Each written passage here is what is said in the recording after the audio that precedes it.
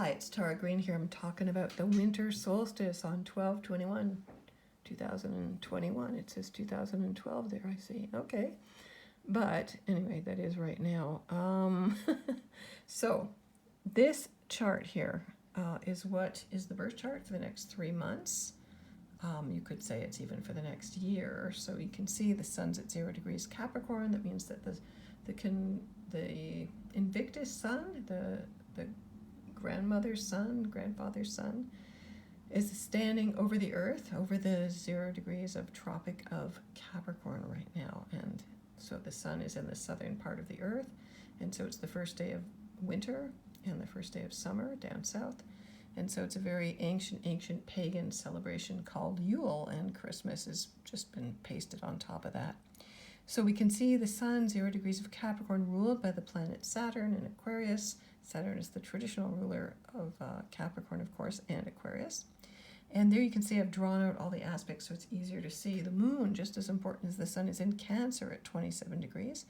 And of course, the moon is in its home sign, so that makes its influence much stronger. The moon always governs the people, the unconscious, the mood for the next 3 months at least. It's in its home sign, so again, it's all about home and family and emotional security and safety and food. Okay, it's very much about listening to your intuition and being receptive, and it's all about being the unconditionally loving mother, all right, who provides safety. Now you can see Mercury's in Capricorn, conjunct Juno, that's the feminine form of genius, and Pluto and Venus are together, also in late Capricorn. Venus has just turned retrograde. She's basically stationary at her most powerful point with Pluto. So I've written about this elsewhere, how important this is. This is very much a regrouping, a reflection, a review of power, corporate power, the plutocracy. Venus's values in Capricorn. She's very real, very tangible, very substantial. It's what we can hold, touch. Women in career, women in the highest standing in the world, because Capricorn is the world point is considered to be the highest sign and the most tangible sign. It's about your reputation and testing and long-term goals and all of that. So it's very, very deep. It is like, Venus is going in a retrograde journey. She's moving from being the evening star to the beautiful morning star for 40 days. She disappears, and the ancient myths about Inanna is all about that, or even partial explanation of Persephone going into the underworld. So we have to make that voluntary journey into the underworld, into our deepest fears, into our parts of ourselves that we find unacceptable, that we project onto other people. You're not acceptable. You're not doing the right thing. So we have to take back those shadows and look at what part of ourselves is that, and really go through that journey. And in the myth of Inanna, she has to give up all of her 7 raiments, her jewels, which represents different aspects of the self, to her sister.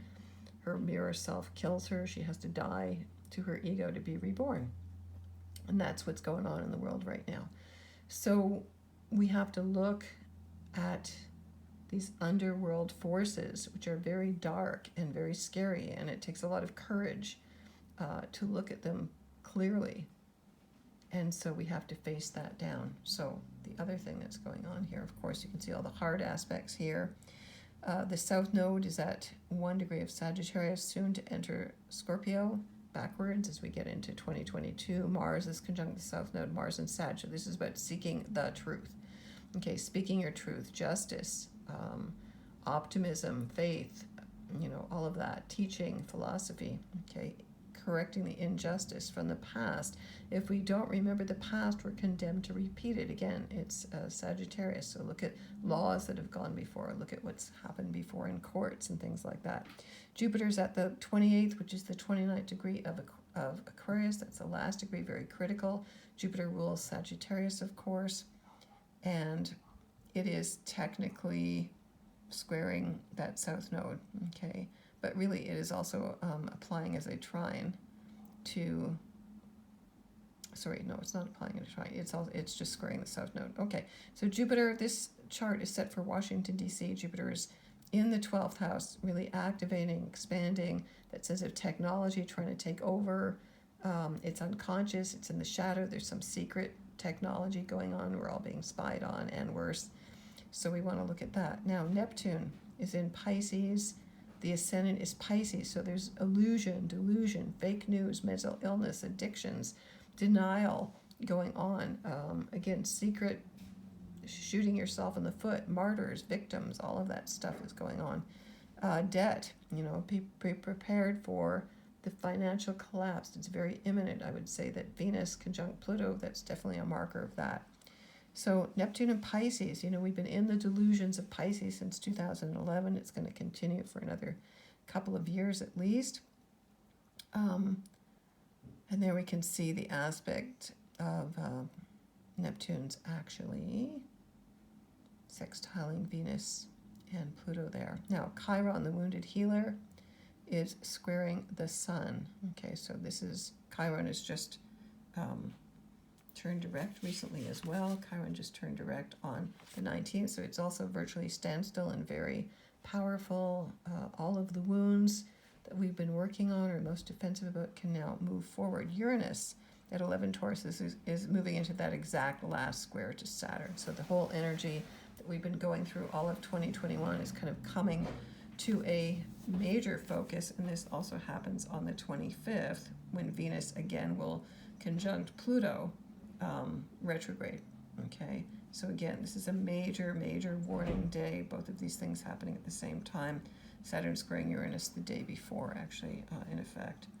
What else have we got here? Ceres, the Great Mother, she's at the last degree of Taurus as well, and so she's conjunct Algol, and she's conjunct the North Node in Gemini, 1 degree of Gemini. So she is squaring Jupiter, so you can see there's a big T-square there with the nodes and Jupiter in Aquarius. So gathering with your tribe, having a sense of higher consciousness, being aware of what truth is, what justice is.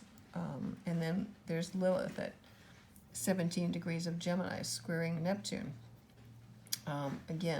Lilith is she refuses to compromise. She does not concede. She's opposite Vesta, the root word of investments in Sagittarius. So we must invest ourselves in truth.